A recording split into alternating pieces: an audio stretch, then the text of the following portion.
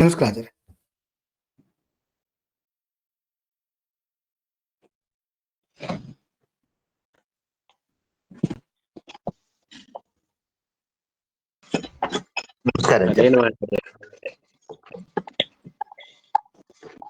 ನಮಸ್ಕಾರ ಆಚಾರ್ಯ ಸ್ವಾಮಿ.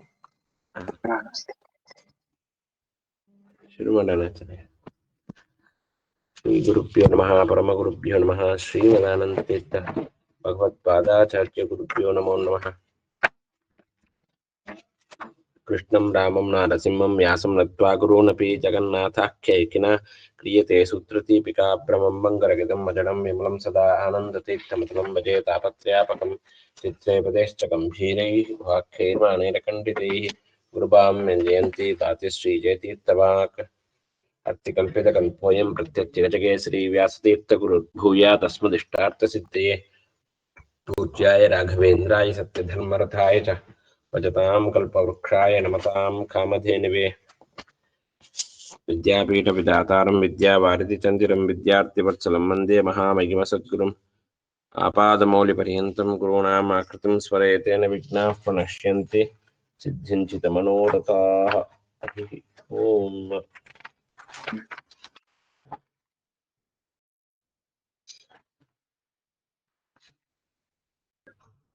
सूत्र 24ನೇ सूत्र.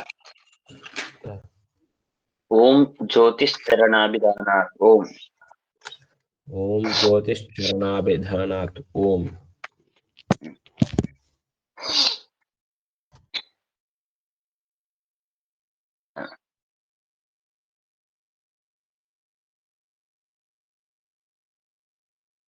ಈ ಅಧಿಕರಣದಲ್ಲಿ ಏನ್ ಮಾಡ್ತಾರೆ ಅಂದ್ರೆ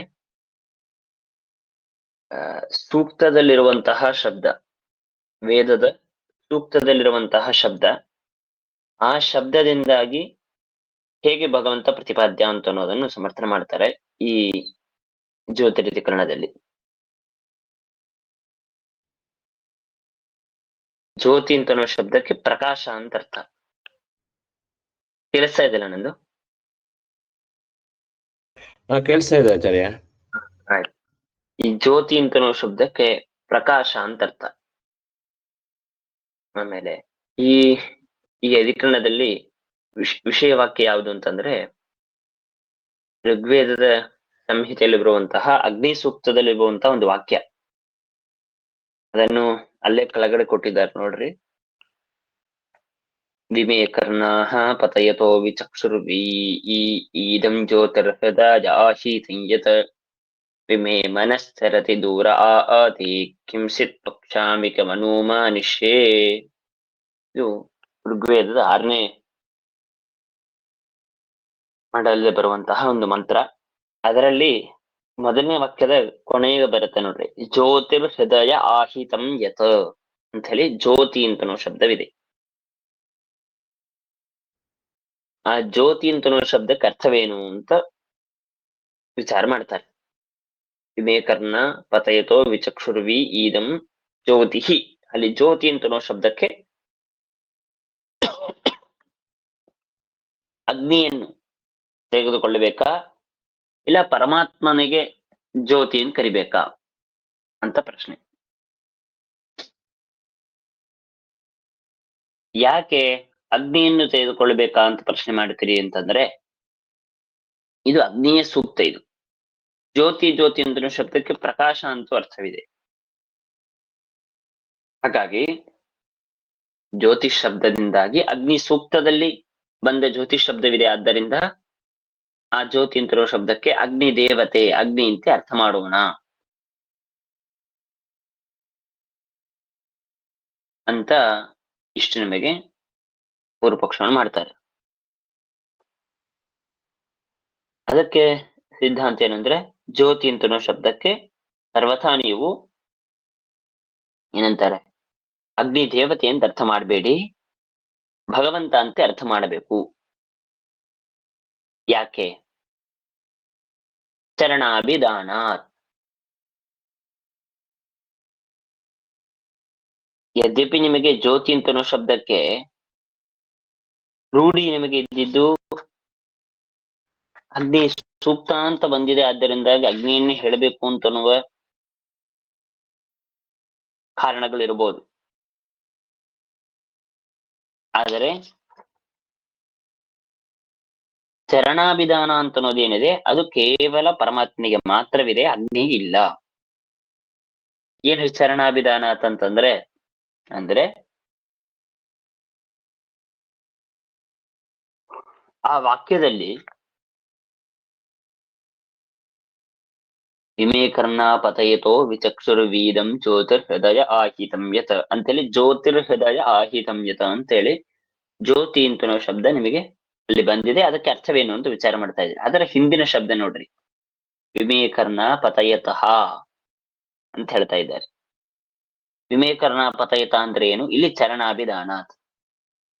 ಚರಣಾಭಿಧಾನ ಅಂತಂದ್ರೆ ವಿಚರಣಾಭಿಧಾನ ಅಂತ ಅಭಿಪ್ರಾಯ. ಏನು ಚರಣ ಅಂದ್ರೆ ಏನು, ವಿಚರಣ ಅಂದ್ರೆ ಏನು? ಇದಕ್ಕೆ ರಾಯರು ಕಾರಣ ಕೊಡ್ತಾರೆ.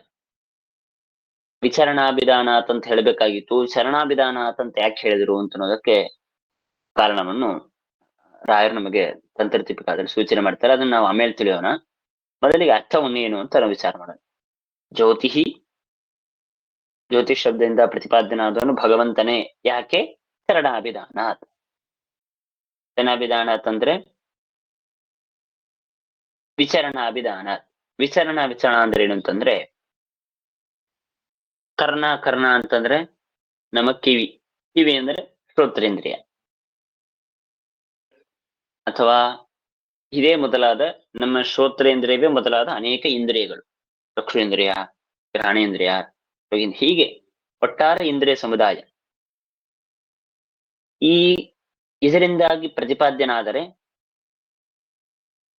ಈಗ ನಾನು ನಿಮ್ ಬಗ್ಗೆ ಹೇಳಿದೆ ಅಂತ ಇಟ್ಕೊಳ್ರಿ, ಅವಾಗ ನೀವು ಚರಣಾಭಿಧಾನ ಅಂದ್ರೆ ನಾನೊಂದು ವಿಷಯವನ್ನು ನಿಮ್ಮ ಬಗ್ಗೆ ನಾನು ಹೇಳಿದಾಗ ನಾನು ಹೇಳಿದ್ದನ್ನು ಕೇಳಿಕೊಂಡು ನೀವು ನಿಮ್ಮ ಜ್ಞಾನವನ್ನು ಮಾಡ್ಕೊಳ್ಳೋದಕ್ಕೆ ಸಾಧ್ಯವಿದೆ, ಅದು ಚರಣಾಭಿಧಾನ.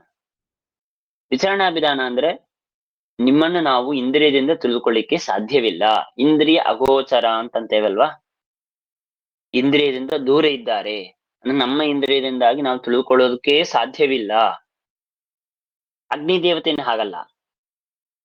ನಾವು ಅಗ್ನಿಯ ಬಗ್ಗೆ ನಾನು ಹೇಳಿದಾಗ ಅಗ್ನಿಯ ಸ್ವಭಾವ ಹೀಗಿದೆ, ಹೀಗೆ ನಾವು ಅಗ್ನಿಯನ್ನು ತಿಳಿದುಕೊಳ್ಳಬೇಕು ಅಂತ ನಾನು ನಿಮಗೆ ಉಪದೇಶ ಮಾಡಿದಾಗ ಅವಾಗ ನಿಮಗೆ ಅದನ್ನು ಕೇಳಿಸಿಕೊಂಡು ಓ ಅಗ್ನಿಯ ಪರಿಚಯ ಹೀಗೆ ಆಗತ್ತೆ ಅಂತ ಮಾಡಿಕೊಳ್ಳುವ ಸಾಧ್ಯತೆ ಇದೆ. ಆದರೆ ಪರಮಾತ್ಮನ ಪರಿಚಯವನ್ನು ಮಾಡಿಸುವಾಗ ಓ ಹಾಗಾದ್ರೆ ದೇವರಿಷ್ಟೇ ಅಂತನ್ನುವ ಒಂದು ಸರಿಯಾದ ಮಾಹಿತಿ ಜ್ಞಾನವನ್ನು ಲಕ್ಷ್ಮೀದೇವಿಯೂ ಮಾಡ್ಕೊಳ್ಳಿಕ್ ಸಾಧ್ಯವಿಲ್ಲ. ಹಾಗಾಗಿ ಏನಾದ ಭಗವಂತ ವಿಚರಣಾಭಿಧಾನ ಅಂದ್ರೆ ನಮ್ಮ ಎಲ್ಲ ಇಂದ್ರಿಯಗಳಿಂದ ದೂರ ಇದ್ದಾನೆ ಭಗವಂತ. ಸರ್ವ ಜೀವರ ಇಂದ್ರಿಯಕ್ಕೆ ಅಗೋಚರ ಅಂತ ನಿಮಗೆ ಸಂಕ್ಷೇಪವಾಗಿ ಈ ಶಬ್ದಕ್ಕೆ ಅರ್ಥ ಹೇಳೋದಾದ್ರೆ, ಜೀವರ ಎಲ್ಲ ಇಂದ್ರಿಯಗಳಿಂದ ದೂರ ಇದ್ದಾನೆ ಅಂದ್ರೆ ಗೋಚರನಲ್ಲ, ಅಗೋಚರ. ಹಾಗಾಗಿ ಇದಕ್ಕೆ ಯಾಕೆ ಅಂತಂದ್ರೆ ಸೂಚನೆ ಮಾಡೋದು, ಪರಮಾತ್ಮ ಅಪರಿಚ್ಛಿನ್ನನಾಗಿದ್ದಾನೆ. ಅದಕ್ಕಾಗಿ ಇಲ್ಲಿ ಹೇಳುವಾಗ ಜ್ಯೋತಿಷ್ ಶಬ್ದ ವಾಚ್ಯಂ ಬ್ರಹ್ಮೈವ ನತು ಅನ್ಯತ. ಜ್ಯೋತಿಷ್ ಶಬ್ದದಿಂದ ಪ್ರತಿಪಾದನಾದನು ಪರಮಾತ್ಮ ಅಂತ ಹೇಳಬೇಕೆ ಹೊರತು ನತು ಅನ್ಯತ. ಅಗ್ನಿ ಸೂತ್ರದಲ್ಲಿ ಬರ್ತಾ ಇದೆ, ಆದ್ರಿಂದ ಅಗ್ನಿ ಅಂತಾಗ್ಲಿ, ಅಥವಾ ಜ್ಯೋತಿ ಅಂದ್ರೆ ಪ್ರಕಾಶ, ಸೂರ್ಯ ಅಂತಾಗ್ಲಿ, ಹೀಗೆ ಹುಚ್ಚುಚ್ಚಾಗಿ ಬೇರೆ ಅರ್ಥವನ್ನು ಹೇಳಬಾರದು. ಯಾಕೆ? ಚರಣಾಭಿಧಾನ. ಅರ್ಥ ಬರೆದ್ರು ಕರ್ಣಾದೀನಾಂ ವಿಚರಣಾಭಿಧಾನ. ಕರ್ಣಾದೀನಾಂ ನಮ್ಮ ಕಿವಿ ಅಂದ್ರೆ ಶ್ರೋತ್ರಾದಿಂದ್ರಿಯಗಳಿಂದಾಗಿ, ವಿಚರಣ ಅಂದ್ರೆ ಗೋಚರಣ ಅಲ್ಲ. ಅಂದ್ರೆ ಎಲ್ಲಿ ಹೇಳಿದ್ದಾರೆ? ವಿಮೇ ಕರ್ಣ ಇತಿ ಜ್ಯೋತಿಷಃ ಸಾಕಲ್ಯೇನ ಕರ್ಣಾದಿ ವಿದೂರತ್ವ ಶ್ರವಣಾತ್ ವಿಮೇ ಕರ್ಣ ಪತಯತಃ ಅಂತ ಹೇಳಿ, ಜ್ಯೋತಿಷಃ ಅಂದ್ರೆ ಜ್ಯೋತಿಷ್ ಶಬ್ದ ವಾಚ್ಯವಾದದ್ದು ಯಾವುದೋ ಅದು ನಿಮಗೆ ಸಾಕಲ್ಯೇನೆ ಸರ್ವತೋಮುಖವಾಗಿ ಇದ್ರ ಮೇಲೆ ಭಾರವಿದೆ. ಯಾಕೆಂದ್ರೆ ನಮಗೆ ಕಿವಿ ಶ್ರವಣೇಂದ್ರಿಯಿಂದಾಗಿ ಭಗವಂತ ಗೋಚರಣೆ ಅಲ್ಲ ಅಂತ ಹೇಳೋದಾದ್ರೆ, ಶಾಸ್ತ್ರದಲ್ಲಿ ಶ್ರವಣ ಮಾಡಿದಾಗ ಪರಮಾತ್ಮನ ನಾವು ಒಂದು ಇಷ್ಟು ಓ ದೇವರಿಗೆ ಸತ್ಯಂ ಜ್ಞಾನಮನಂತಂ ಬ್ರಹ್ಮ ಯೋ ವೇದ ನಿಹಿತಂ ಗುಹಾಯಾಮ್, ಇದು ಭಗವಂತ ಅಂತ ನಾವು ತಿಳ್ಕೊಳ್ತೇವಲ್ವಾ. ಮತ್ತೆ ಕರ್ಣ ವಿದೂರ ಅಂತ ಏನ ಹೇಳೋದು? ಒಟ್ಟಾರೆ ಶಬ್ದ ವಾಚನೆ ಅಲ್ಲ ಅಂತ ಅನ್ನೋದಾದ್ರೆ ಸಮಗ್ರವಾದ ಪ್ರಥಮಾಧ್ಯಾಯ ನಡೀತಾ ಇರೋದು ಸರ್ವ ಶಬ್ದ ಸಮನ್ವಯನು ಪರಮಾತ್ಮನ ಮಾಡೋದಕ್ಕಾಗಿ. ಅಂದಮೇಲೆ ನಮಗ್ ಶ್ರವಣಾದಿ ಇಂದ್ರಿಯಿಂದ ಗೋಚರ ಅಲ್ಲ ಅಂತಂದ್ರೆ ಅದರ ಅಭಿಪ್ರಾಯ ಸಾಕಲ್ಯೇನ ಅಂದ್ರೆ ಪೂರ್ಣವಾಗಿ ಪರಿಪೂರ್ಣವಾಗಿ ದೇವರು ಹೀಗೆ ಅಂತ ನಾನು ನನ್ನ ಇಂದ್ರಿಯದಿಂದ ಜ್ಞಾನ ಮಾಡಿಕೊಳ್ಳುವ ಸಾಧ್ಯತೆ ನನಗಲ್ಲ, ಲಕ್ಷ್ಮೀದೇವಿಗೂ ಇಲ್ಲ. ಹಾಗಾಗಿ ಸಾಕಲ್ಯೇನ ಕರ್ಣಾದಿ ವಿದೂರತ್ವ, ಪರಿಪೂರ್ಣ ಮಟ್ಟದಲ್ಲಿ ನಾನು ಪರಮಾತ್ಮನ ಜ್ಞಾನವನ್ನು ಮಾಡಿಕೊಂಡೇ ಅಂತನ್ನುವ ಸಂಭಾವನೆ ಸರ್ವಥಾ ಇಲ್ಲ. ಯಾಕಿಲ್ಲ? ವೇದದಲ್ಲಿ ವಿಮೇ ಕರ್ಣಾಪತಯತಃ, ಅವನು ನಮ್ಮ ಇಂದ್ರಿಯದಿಂದ ದೂರ ಇದ್ದಾನೆ, ಪೂರ್ಣವಾಗಿ ನಮ್ಮ ಇಂದ್ರಿಯದಿಂದ ನಾವು ತಿಳ್ಕೊಳ್ಳಿಕ್ ಸಾಧ್ಯವಿಲ್ಲ. ಯಾಕೆ ಹೀಗಾಯ್ತು? ಇದು ಪರಮಾತ್ಮನ ಅಪರಿಚ್ಛಿನ್ನ ವೈಭವ ಅಂತ ನಾವು ತಿಳ್ಕೊಳ್ಬೇಕು. ಏನು ಅಪರಿಚ್ಛಿನ್ನ ವೈಭವ ಅಂದ್ರೆ ಅನಂತ ದೇಶದಲ್ಲಿ ವ್ಯಾಪ್ತನಾದ ಪರಮಾತ್ಮ, ಅನಂತ ದೇಶವು ವ್ಯಾಪ್ತನಾದ ಸಮಗ್ರವಾದ ಬ್ರಹ್ಮಾಂಡದಲ್ಲಿ ವ್ಯಾಪ್ತವಾದ ಒಂದು ವೈಭವ ಐಶ್ವರ್ಯ ಪರಮಾತ್ಮನ ಇದೆ. ಹಾಗಾಗಿ ಅಂತಹ ಸಾಮರ್ಥ್ಯ ಪಡೆದ ಪರಮಾತ್ಮನನ್ನು ಅಲ್ಪವಾದ ನನ್ನ ಒಂದು ಇಂದ್ರಿಯದಿಂದಾಗಿ ಹೇಗೆ ತಿಳ್ಕೊಳ್ಳಿಕ್ ಸಾಧ್ಯ? ಅಂದ್ರೆ ಆ ಶಬ್ದಕ್ಕೆ ಅಷ್ಟು ಸಾಮರ್ಥ್ಯವೇ ಇಲ್ಲ. ಪರಿಚ್ಛಿನ್ನನಾದ ಪರಮಾತ್ಮನನ್ನು ಸರಿಯಾಗಿ ಒಂದು ಚೌಕಟ್ಟಲ್ಲಿ ಇಷ್ಟು ದೇವರು ಅಂತ ಪ್ರತಿಪಾದನೆ ಮಾಡುವ ಸಾಮರ್ಥ್ಯ ಶಬ್ದಕ್ಕೂ ಇಲ್ಲ. ಏನೋ ತಕ್ಕ ಮಟ್ಟಿಗೆ ಪ್ರತಿಪಾದನೆ ಮಾಡತ್ತೆ ಹೊರತು ಪೂರ್ಣವಾಗಿ ಪ್ರತಿಪಾದನೆ ಮಾಡೋದೇ ಇಲ್ಲ. ಮಾಡಿದರೂ ಅದನ್ನು ಪ್ರತಿಪಾದನೆ ಮಾಡಿಸಿಕೊಳ್ಳುವ, ಅದರಿಂದ ತಿಳಿದುಕೊಳ್ಳುವ ಯೋಗ್ಯತೆ ನಮ್ಮ ಇಂದ್ರಿಯಕ್ಕೂ ಇಲ್ಲ. ಹಾಗಾಗಿ ಚರಣಾಭಿಧಾನಾತ್ ಅಂದ್ರೆ ವಿಚರಣಾಭಿಧಾನಾತ್. ಹಾಗಾಗಿ ಜ್ಯೋತಿ ಅಂತನೋ ಶಬ್ದಕ್ಕೆ ಆತ್ಮ ಅಂತ ಅರ್ಥ ಮಾಡ್ಬೇಕೇ ಹೊರತು ಏನು ಅಗ್ನಿ ಸೂಕ್ತದಲ್ಲಿ ಬಂದಿದೆ ಹಾಗಾಗಿ ನಾವು ಅಗ್ನಿ ಅಂತ ಹೇಳೋಣ ಅಂತನೋ ಮಾತು ಸುಳ್ಳು. ಈಗ ನಾವು ಮೊದಲೇ ವಿಚಾರ ಮಾಡಿದಂತೆ ನಮಗಿಲ್ಲೊಂದು ಪ್ರಧಾನವಾದ ಒಂದು ಪ್ರಶ್ನೆ ಬಂತು. ಜ್ಯೋತಿಷ್ ಚರಣಾಭಿಧಾನಾತ್ ಅಂದಾಗ ಚರಣಾಭಿಧಾನಾತ್ ಅಂತ ಅನ್ನೋದಕ್ಕೆ ನೀವು ವಿಚರಣಾಭಿಧಾನಾತ್ ಅಂತ ವ್ಯತ್ಯಾಸ ಮಾಡ್ಕೊಂಡು, ಹೌದಾ? ಹಾಗಾದ್ರೆ ಸೂತ್ರದಲ್ಲಿ ಚರಣಾಭಿಧಾನ ಅಂದ್ರೆ ಸ್ಪಷ್ಟವಾಗಿ ಸೂತ್ರದಲ್ಲಿರುವ ಶಬ್ದ ಕರ್ತವ್ಯನು ಚರಣಾಭಿಧಾನ. ಚರಣಾಭಿಧಾನಾತ್ ಅಂತಂದ್ರೆ ಪ್ರತಿಪಾದ್ಯವಾಗಲು, ನನ್ನ ಇಂದ್ರಿಯದಿಂದ ಗೋಚರವಾಗಲು ಯಾವುದು ಸಾಧ್ಯವೋ ಅದು ಚರಣಾಭಿಧಾನ. ಆದ್ರೆ ನೀವಿಲ್ಲಿ ತೋತಾ ಇರೋದು ಚರಣಾಭಿಧಾನ ಅಂತ ಅನ್ನೋದಕ್ಕೆ ವಿಚರಣಾಭಿಧಾನ ಅಂತ ಅರ್ಥ ಮಾಡ್ತಾ ಇದ್ದೀರಿ. ಚರಣಾಭಿಧಾನ ವಿಚರಣಾಭಿಧಾನ ಯನ್ನು ಸೇರಿಸ್ತಾ ಇದ್ದೇವೆ. ಹಾಗಾದ್ರೆ ಸೂತ್ರದಲ್ಲಿ ಸ್ಪಷ್ಟವಾಗಿ ಜ್ಯೋತಿಹಿ ವಿಚರಣಾಭಿಧಾನಾತ್ ಅಂತ ಹೇಳ್ಬಿಡಿ. ಜ್ಯೋತಿಹಿ ಚರಣಾಭಿಧಾನಾತ್ ಅಂತ ಯಾಕೆ ಹೇಳ್ಬೇಕು? ಅದಕ್ಕೆ ನಮಗೆ ರಾಯರು ಸೂಚನೆ ಮಾಡುವ ಕಾರಣವೇನಂತಂದ್ರೆ, ವೇದದಲ್ಲಿ ಏನ್ ಹೇಳಿದ್ದಾರೆ? ಶ್ರುತ್ಯನುಗಮ ಅಂತಂತಾರೆ. ಶ್ರುತ್ಯನುಗಮ ಅಂತಂದ್ರೆ ಶ್ರುತಿಯಲ್ಲಿ ಏನೊಂದು ಶಬ್ದ ಇಟ್ಟಿದ್ದಾರೋ ಅದನ್ನು ನೋಡಿಕೊಂಡು ಅದಕ್ಕೆ ಅನುಗುಣವಾಗಿ ಒಂದು ಶಬ್ದವನ್ನು ಅದರಲ್ಲಿ ನಾವು ಪ್ರಯೋಗ ಮಾಡೋದು. ಇದಕ್ಕೆ ಶ್ರುತ್ಯನುಗಮ ಅಂತಂತಾರೆ. ಉದಾಹರಣೆಗೆ ಓಂ ಅಥಾತೋ ಬ್ರಹ್ಮ ಜಿಜ್ಞಾಸ ಓಂ ಅಂತ ನಾವು ಮೊದಲನೇ ಸೂತ್ರದ ವಿಚಾರವನ್ನು ಮಾಡುವಾಗ ಅಲ್ಲಿ ಬ್ರಹ್ಮ ಜಿಜ್ಞಾಸ ಅಂತ ಜಿಜ್ಞಾಸ ಶಬ್ದವಿದೆ. ಆ ಜಿಜ್ಞಾಸಾ ಶಬ್ದ ಯಾಕಿದೆ ಅಂತಂದ್ರೆ ಅದು ವೇದವ್ಯಾಸಿಯವರು ಸೂತ್ರದಲ್ಲಿ ಪ್ರಯೋಗ ಮಾಡಿದ್ದಲ್ಲ, ವೇದದಲ್ಲಿ ವಿಷಯವಾಕ್ಯವಾದ ವೇದದಲ್ಲಿರುವ ಶಬ್ದವನ್ನು ಇಲ್ಲಿ ಜೋಡಿಸಿದ್ದಾರೆ. ಯಾವುದು ವೇದವಾಕ್ಯ? ತದ್ವಿಜಿಜ್ಞಾಸಸ್ವ ತದ್ಬ್ರಹ್ಮ, ಓಂ ಉದ್ಗೀತಂ ಅಕ್ಷರಂ ಉದ್ಗೀತಂ ಉಪಾಸೀತ ಇವೆ ಮೊದಲಾದ ವಾಕ್ಯಗಳು. ಅಲ್ಲಿ ಜಿಜ್ಞಾಸ ಅಂತನೋ ಶಬ್ದವಿದೆ. ಆ ವೇದವಾಕ್ಯದಲ್ಲಿದ್ದ ಜಿಜ್ಞಾಸ ಅಂತನೋ ಶಬ್ದವನ್ನು ಸೂತ್ರಕಾರರು ವೇದವ್ಯಾಸವರು ಸೂತ್ರದಲ್ಲಿ ಸೇರಿಸಿದ್ದಾರೆ. ಓಂ ಆನಂದಮಯೋಭ್ಯಾಸ ಓಂ,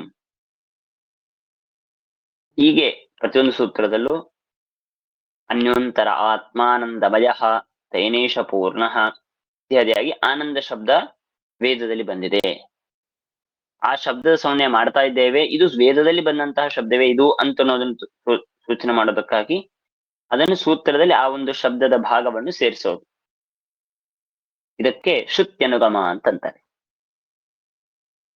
ಹಾಗೆ ಈ ಸೂತ್ರದ ವಿಚಾರ ಮಾಡುವಾಗಲೂ ಜ್ಯೋತಿಶ್ಚರಣಾಭಿಧಾನಾತ್ ಅಂತ ಹೇಳಿ ಜ್ಯೋತಿ ಶಬ್ದವಾಚ್ಯವಾದದ್ದು ಯಾವುದು ಅಂದ್ರೆ ಯಾವುದಕ್ಕೆ ವಿಚರಣಾಭಿಧಾನವಿದೆಯೋ ಅದು.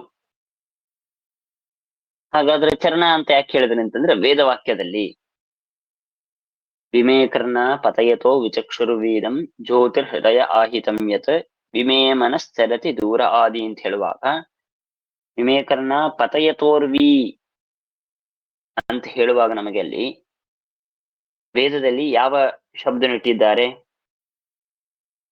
ಭಗವಂತ ಅವನಿಗೆ ವಿಮೇ ಮನಶ್ಚರತಃ ಚರತಃ ವಿಮೇ ಮನಶ್ಚರತಿ ದೂರ ಆದಿ ಚರತಃ ಅಂದ್ರೆ ಚರಣಾಭಿಧಾನ ಅಂತನ್ನುವ ಒಂದು ಶಬ್ದವನ್ನು ನಾವು ವೇದದ ವಾಕ್ಯದಲ್ಲಿ ನೋಡ್ತಾ ಇವೆ. ಆ ಶ್ರುತಿಯ ವೇದ ವಾಕ್ಯದ ಅನುಗಮ ಬರಬೇಕು ಅಂತ ಅನ್ನೋದಕ್ಕಾಗಿ ಸೂತ್ರಕಾರರು ಅದೇ ಶಬ್ದವನ್ನು ಇಡಬೇಕು ಅಂತ ಅನ್ನೋ ಕಾರಣಕ್ಕಾಗಿ ಜ್ಯೋತಿಶ್ಚರಣಾಭಿಧಾನ ಅಂತ ಚರಣಾಭಿಧಾನ ಅಂತ ಅನ್ನೋ ಶಬ್ದವನ್ನು ಹೇಳ್ಬಿಟ್ರು. ಆದ್ರೆ ಅರ್ಥ ಮಾಡುವಾಗ ಚರಣಾಭಿಧಾನ ಅಂತ ಮಾಡ್ಕೊಳ್ಬೇಡಿ, ವಿಚರಣಾಭಿಧಾನ ಅಂತ ಮಾಡ್ಕೊಳ್ಳಿ. ಯಾಕೆ ಚರಣಾಭಿಧಾನ ಅಂತನೋ ಶಬ್ದ ಇದಕ್ಕೆ ಹಾಗೆ ಅಂತ ತಿಳ್ಕೊಂಡ್ಬಿಟ್ರೆ ಅವಾಗ ನಮಗೆ ಅರ್ಥವಾಗೋದೇನು? ನಮ್ಮ ಇಂದ್ರಿಯಕ್ಕೆ ಗೋಚರನಾಗಿದ್ದಾನೆ ಭಗವಂತ. ನಮ್ಮ ಶ್ರೋತ್ರೇಂದ್ರಿಯ ಮೊದಲಾದ ಪ್ರತಿಯೊಂದು ಇಂದ್ರಿಯಂದು ಗೋಚರ. ಹಾಗೆ ಮಾಡ್ಕೊಂಡ್ಬಿಟ್ರೆ ಅದು ನಮಗೆ ಒಂದು ಯುಕ್ತಿ ಅಂತಾಗಲ್ಲ. ನಮ್ಮ ಇಂದ್ರಿಯಕ್ಕೆ ಗೋಚರ, ಹಾಗಾಗಿ ಜ್ಯೋತಿಯಿಂದ ಪರಮಾತ್ಮ. ಮೊದಲಿಗೆ ನಮ್ಮ ಇಂದ್ರಿಯಕ್ಕೆ ಗೋಚರಣ ಅಲ್ಲೇ ಎಲ್ಲ ಭಗವಂತ ಇದು ಒಂದು. ಗೋಚರಣ ಆದದ್ದರಿಂದಾಗಿ ಜ್ಯೋತಿಯಿಂದ ಪರಮಾತ್ಮನೇ ಅಂತ ಹೇಳೋದಾದ್ರೆ ಅದೇ ನಮಗೆ ಚರಣಾಭಿಧಾನ. ನಮ್ಮ ಇಂದ್ರಿಯಿಂದ ಗೋಚರಣ ಆಗೋದು ಅಂತ ಅನ್ನೋದು ಅಗ್ನಿಗೂ ಸಂಭವಿಸತ್ತೆ. ಅಂದ ಮೇಲೆ ಇಂದ್ರಿಯ ಗೋಚರಣ ಆದದ್ದರಿಂದಾಗಿ ಜ್ಯೋತಿ ಅಂದ್ರೆ ಪರಮಾತ್ಮನೇ ಅಂತನೋ ಮಾತು ಹೇಗೆ ನಾವು ಒಪ್ಪಲಿಕ್ಕೆ ಸಾಧ್ಯ? ಅದು ನಿಮಗೆ ಏನಂತಾರೆ, ಅಗ್ನಿ ದೇವತೆಗೂ ಬರುತ್ತೆ. ಅಗ್ನಿ ಸೂಕ್ತ ನಡೀತಾ ಇದೆ. ಅಷ್ಟೇ ಹೇಳದೇನೆ ಚರಣಾಭಿಧಾನ ನಮ್ಮ ಇಂದ್ರಿಯಕ್ಕೆ ಗೋಚರಣ ಆಗೋದು ಅಂತ ಅನ್ನೋದು ಅಗ್ನಿ ದೇವತೆಗೂ ಸಂಭವಿಸತ್ತೆ. ಅದನ್ನು ದೇವರಿಗೇನು ಹೇಳೋದು? ಅಂದಮೇಲೆ ಜ್ಯೋತಿಷ್ ಶಬ್ದಕ್ಕೆ ಪರಮಾತ್ಮನೇ ವಾಚ್ಯ ಅನ್ನೋದಕ್ಕೆ ಪ್ರಧಾನವಾದ ಯುಕ್ತಿಯನ್ನು ಏನ್ ಹೇಳ್ದಂಗಾಗುತ್ತೆ ನಿಮಗೆ. ಪ್ರಧಾನವಾದ ಯುಕ್ತಿ ಹೇಳಬೇಕು ಅಂದ್ರೆ ದೇವರಿಗೆ ಮಾತ್ರ ಬರಬೇಕು. ಹಾಗಾದ್ರೆ ಯಾರು ಜಗತ್ತಿನಲ್ಲಿ ವಿಚರಣ ಸರ್ವಥಾ ಇಂದ್ರಿಯದಿಂದ ಪೂರ್ಣವಾದ ಮಟ್ಟದಲ್ಲಿ ದೇವರನ್ನು ಪೂರ್ಣವಾಗಿ ತಿಳಿದುಕೊಂಡೆ ಅಂತನೋ ಜಗತ್ತಿನಲ್ಲಿ ಯಾರಿದ್ದಾರೆ? ಲಕ್ಷ್ಮೀದೇವಿಯನ್ನು ಆರಂಭಿಸಿಕೊಂಡು ಯಾರೂ ಇಲ್ಲ. ಹಾಗಾಗಿ ವಿಚರಣಾಭಿಧಾನ ಅಂತನ್ನೋದು ನಾವು ತೆಗೆದುಕೊಂಡು ಇಂದ್ರಿಯದಿಂದಾಗಿ ಅಗೋಚರ ಆಕಲ್ಯವೇನೆ ಪರಿಪೂರ್ಣ ಮಟ್ಟದಲ್ಲಿ ನಾನು ಜ್ಞಾನ ಮಾಡಿಕೊಂಡೆ ಅಂತನ್ನೋದಕ್ಕೆ ಸಾಧ್ಯವೇ ಇಲ್ಲ. ಹಾಗಾಗಿ ಜ್ಯೋತಿಹಿ ಯಾರದು? ಅಗ್ನಿ ಸೂಕ್ತವಿದೆ, ಅಗ್ನಿ ಸೂಕ್ತ ಇರ್ಲಿ, ಇಂದ್ರ ಸೂಕ್ತ ಇರ್ಲಿ, ಯಾವುದೇ ಸೂಕ್ತವಿರಲಿ, ಯಾವುದೇ ಸೂಕ್ತ ಇದ್ರೂ ಅಲ್ಲಲ್ಲಿ ಬರುವಂತಹ ಶಬ್ದಗಳು ಅದೇ ಅಭಿಪ್ರಾಯ. ಜ್ಯೋತಿ ಅಂತನೋ ಶಬ್ದವನ್ನು ಅಗ್ನಿ ಸೂಕ್ತದಲ್ಲಿ ಬಂದ ಶಬ್ದವನ್ನು ತೆಗೆದುಕೊಂಡಿದ್ದಕ್ಕೆ ಕೇವಲ ಅಗ್ನಿ ಸೂಕ್ತದಲ್ಲಿರುವ ಜ್ಯೋತಿ ಶಬ್ದಕ್ಕಷ್ಟೇ ಪರಮಾತ್ಮ ಅಂತ ಅರ್ಥ. ಬೇರೆ ಒಂದು ಸೂಕ್ತದಲ್ಲಿರುವಂತಹ ಜ್ಯೋತಿ ಶಬ್ದಕ್ಕೆ ಪರಮಾತ್ಮ ಅಲ್ಲ, ಅಥವಾ ಬೇರೆ ಒಂದು ಸೂಕ್ತದಲ್ಲಿರುವ ಇನ್ನೇನೋ ಶಬ್ದಗಳು, ಎಲ್ಲಾ ಸೂಕ್ತಗಳು, ಪ್ರತಿಯೊಂದು ಸೂಕ್ತಗಳು, ಆ ಪ್ರತಿಯೊಂದು ಸೂಕ್ತದಲ್ಲಿರುವಂತಹ ಪ್ರತಿಯೊಬ್ಬರನ್ನು ತಿಳಿಸಿಕೊಡುವ ಯಾವುದೇ ಒಂದು ಶಬ್ದವಿದ್ರೂ ಕೂಡ ಅದು ಪರಮಾತ್ಮ ಅಂತ ಅರ್ಥ ಮಾಡಬೇಕು. ಯಾಕೆ? ಚರಣಾಭಿಧಾನ. ಹಾಗಾದ್ರೆ ಇಲ್ಲಿ ಜ್ಯೋತಿ ಅಂತ ಅನ್ನೋದನ್ನು ತೆಗೆದುಕೊಂಡು ಸೂಚನೆ ಮಾಡಿದ್ದಾರೆ ಅಂತಂದ್ರೆ ಕೇವಲ ಅಗ್ನಿ ಸೂಕ್ತದಲ್ಲಿರುವ ಜ್ಯೋತಿ ಅಂತನೋ ಶಬ್ದಕ್ಕಷ್ಟೇ ವಿಚಾರ ಅಂತಲ್ಲ. ಎಲ್ಲ ಒಂದು ಗುಣದಲ್ಲಿ ಪ್ರಕಾಶ ಅಂತನ್ನೋದು ಪ್ರಧಾನವಾಗಿದೆ. ಯಾವುದೇ ಒಂದು ಕೆಲಸ ಮಾಡ್ಬೇಕು ಅಂದ್ರೂ ಪ್ರಕಾಶ ಬೇಕು. ಪ್ರಧಾನವಾದದ್ದರಿಂದಾಗಿ ಪ್ರಧಾನವಾದ ಜ್ಯೋತಿಷ್ ಶಬ್ದವನ್ನು ತೆಗೆದುಕೊಂಡು ಅದರ ವಿಚಾರ ಹೇಗೆ ನಾವು ಪರಮಾತ್ಮನು ಅಂತ ಅರ್ಥ ಮಾಡಿಕೊಳ್ಬೇಕು ಅಂತ ಸೂಚನೆ ಮಾಡಿದ್ದಾರೆ. ಹೊರತು ಅದರ ಅಭಿಪ್ರಾಯ ಕೇವಲ ಜ್ಯೋತಿಷ್ ಶಬ್ದದಿಂದ ಮಾತ್ರ ಪರಮಾತ್ಮ ವಾಚ್ಯ ಅಂತ ಅಲ್ಲೇ ಅಲ್ಲ. ಹಿಂದೆ ಪ್ರತಿಯೊಂದು ಸೂತ್ರದಲ್ಲೂ ಅದೇ ವಿಚಾರ ಮಾಡ್ತಾ ಬಂದ್ರು. ಆಕಾಶಸ್ಥಲಿಂಗಾತ್ ಅತಯೇವ ಪ್ರಾಣಃ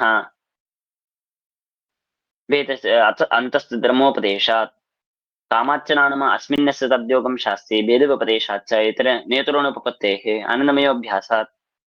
ಹೀಗೆ ಪ್ರತಿಯೊಂದು ಸೂತ್ರದಲ್ಲೂ ಒಂದು ಶಬ್ದವನ್ನು ತೆಗೆದುಕೊಂಡು ಸೂಚನೆ ಮಾಡ್ತಾರೆ ಅಂತ ಮಾತ್ರಕ್ಕೆ ಒಂದೇ ಶಬ್ದದಿಂದ ಪ್ರತಿಪಾದ್ಯ ಅಂತ ಸರ್ವತಾ ಅಲ್ಲ. ಉದಾಹರಣೆಗೆ ಒಂದು ಶಬ್ದವನ್ನು ತೆಗೆದುಕೊಂಡು ಸೂಚನೆ ಮಾಡ್ತಾರೆ, ಅದರಂತೆ ಜ್ಯೋತಿಷ್ ಶಬ್ದವನ್ನು ತೆಗೆದುಕೊಂಡಿದ್ದಾರೆ. ವಿಚರಣಾಭಿಧಾನ ಅಂತ ಅನ್ನೋದಕ್ಕೆ ವಿಚರಣಾಭಿಧಾನ ಅಂತ ವ್ಯತ್ಯಾಸ ಮಾಡಿಕೊಂಡು ಶ್ರುತ್ಯನುಗಮಕ್ಕಾಗಿ ಹಾಗೆ ಒಂದು ಶಬ್ದವನ್ನು ಇಟ್ಟಿದ್ದಾರೆ. ಅರ್ಥ ಮಾಡಿಕೊಳ್ಳುವಾಗ ಅದಕ್ಕೆ ಶಬ್ದ ವ್ಯತ್ಯಾಸ ಮಾಡಿಕೊಂಡು ನಾವು ಜ್ಯೋತಿಷ್ ಶಬ್ದದ ಸಮನ್ವಯವನ್ನು ಪರಮಾತ್ಮನಲ್ಲಿ ಮಾಡಿಕೊಳ್ಳಬೇಕು ಅಂತ ಇಷ್ಟು ನಿಮಗೆ ಈ ಜ್ಯೋತಿರಧಿಕರಣದ ಸೂತ್ರದ ವಿಚಾರವನ್ನು ಮಾಡಿದ್ರು. ಇನ್ನು ಇದ್ರ ಮುಂದೆ ಗಾಯತ್ರಿ ಅಂತನ್ನುವ ಶಬ್ದ, ಓಂ ಛಂದೋ ವಿಧಾನಾನ್ನೇಧಿ ಚೈನ್ಯತತ ಚೇತೋರ್ಪಣ ನಿಗತಾ ತಥಾ ಹಿ ದರ್ಶನಂ ಓಂ ಅಂತನೋ ಸೂತ್ರ. ಅಲ್ಲಿ ಅದರ ಸೂತ್ರ ವಿಚಾರ ನಾಳೆ ಮಾಡೋಣ. ಯಾಕೆಂದ್ರೆ ಅಲ್ಲಿ ಗಾಯತ್ರಿ ಶಬ್ದ ಪ್ರಧಾನವಾದಂತಹ ಶಬ್ದ. ಪ್ರತಿನಿತ್ಯದಲ್ಲಿ ನಾವು ಗಾಯತ್ರಿ ಜಪ ಮಾಡ್ತೇವೆ. ಆ ಗಾಯತ್ರಿ ಶಬ್ದದಿಂದ ಭಗವಂತ ಯಾಕೆ ಪ್ರತಿಪಾದ್ಯ ಅಂತ ಅನ್ನೋದನ್ನು ನಾವು ತಿಳಿಸಿಕೊಡುವಂತಹ ಒಂದು ಸೂತ್ರ, ಅದು ಛಂದೋಧಿಕರಣ ಅಂತಂತ. ಆ ಸೂತ್ರದ ವಿಚಾರ ನಾಳೆ ಮಾಡೋಣ.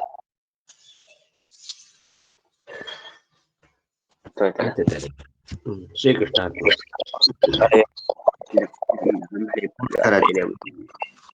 ನಮಸ್ಕಾರ.